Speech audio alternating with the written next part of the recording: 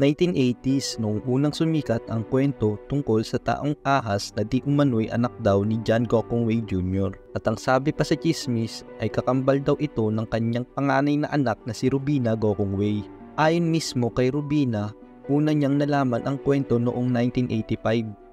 Ang taon kung kailan binuksan ang pangalawang Robinsons Department Store nila sa Cebu. Ayon naman sa kwento ay may kakambal nga daw itong si Rubina na taong ahas at ang nilalang na ito ay merong katawang tao sa kanyang itaas na bahagi at ang kanyang ibabang bahagi naman ay katawang ahas. At sabi pa sa mga kwento ay kumakain daw ito ng tao at marami na daw ang nabiktima nito. Itinatago daw ng pamilya Gokongwei ang sikretong ito at pag meron daw nakakita sa kakaibang nilalang na ito ay kanilang binabayaran upang manahimik.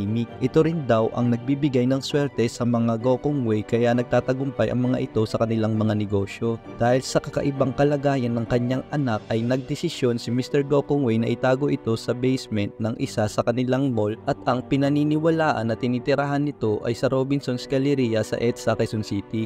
Madalas daw ay sa fitting room kumukuha ng biktima ang taong ahas kung saan ay merong mga hidden camera para makita daw nito kung sino ang kanyang bibiktamihin. At pag meron na nga siyang nagustuhan ay bigla na lang bubukas ang sahig ng fitting room at doon na mahuhulog ang napiling biktima kung saan naroon ang taong ahas. Mas lalo pang naging matunog ang urban legenda ito nang mapabalitang buntik ng mabiktima umano ang isa sa pinakasikat na artista noon na si Alice Dixon. Isa sa pinakasikat na artista noon si Alice Dixon dahil sa mga nagawa niyang mga pelikula kagaya ng Si Malakas at Si Maganda at siya lang naman ang original na face sa TV sitcom na Okay Ka Perico.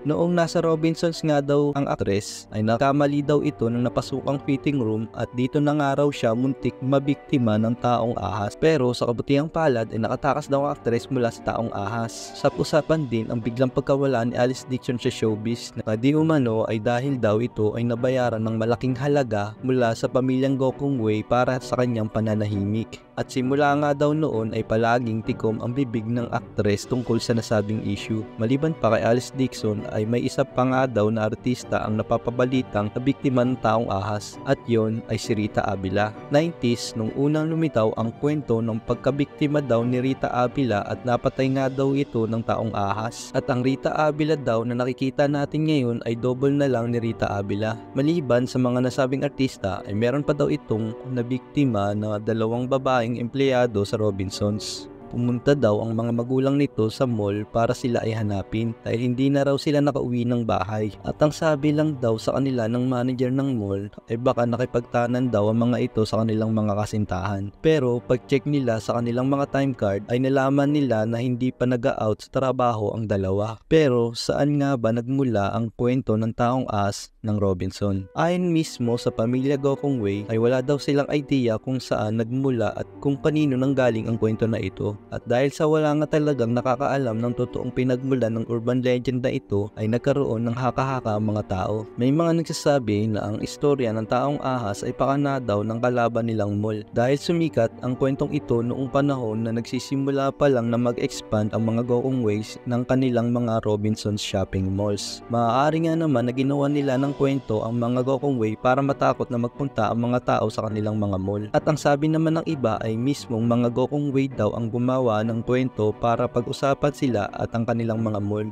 Lumipas ang mga taon at niyakap na rin ng pamilya Gokongwei ang kwento at sa katunayan nga noong taong 2018 ay kinuha nila ang aktres na si Alice Dixon upang gumawa ng isang video ad para sa Robinsons Galleria. At ginawa nila ng reenactment video ang nasabing issue na nangyari daw sa aktres pero imbis na taong ahas ang lumabas mula sa dressing room ay isang bata lang na naka-costume ng ahas ang lumabas. Marami pang iba't ibang bersyon ng istorya tungkol sa taong ahas sa Robinsons Galleria.